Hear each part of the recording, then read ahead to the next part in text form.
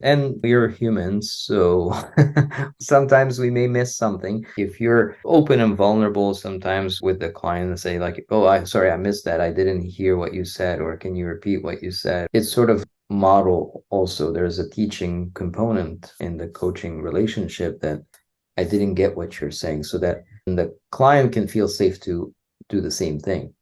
The other thing about that is being vulnerable that we're only human, we make mistakes, and owning up to the mistakes. You're like, oh, well, you know what? Actually, if this person makes a mistake, they're not going to lie to me and say, "Oh no, I totally heard it," or they're gonna be forthright. They're gonna share with me, so that they're not in a situation later where they're like, "I actually," they say something based on what they thought they heard, but they didn't clarify it. So, that's another example of engendering trust and safety is I'm going to own up to my mistakes, Hmm. and better to own up to it as a coach rather than have somebody wonder.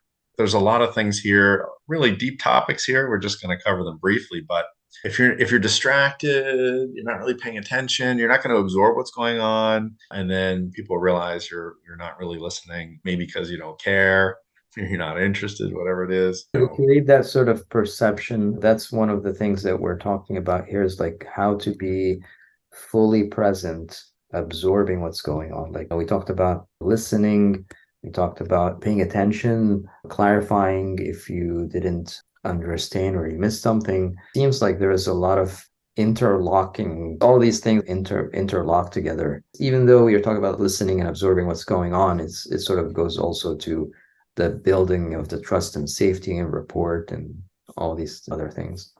Listening, English is such an interesting thing because it's listening is actually, there's even a term like active listening, but I don't think it totally covers, right? So another thing we like to talk about is noticing. So I'm noticing what's going on with a person's face. Are they smiling?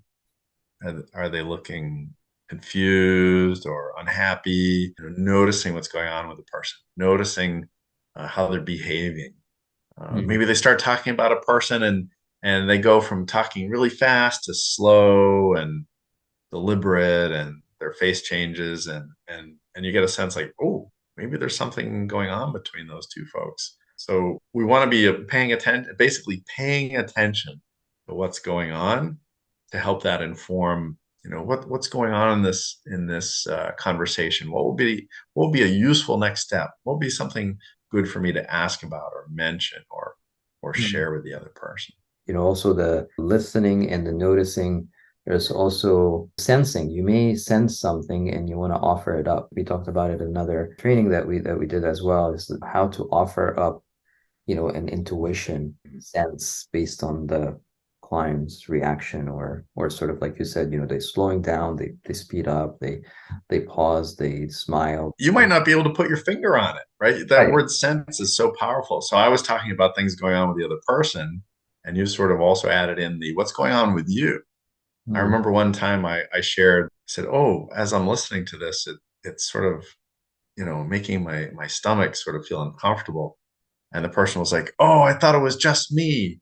Right. So I noticed what was going on with me. And another example is, even if you can't put your finger on it, just say, I feel like there's something else going on here that's maybe not being said.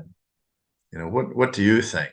That gives them a chance to think about, is there something else there? Maybe not, but just, you sense, even if you can't put it into words, sharing that you sense something can be very powerful.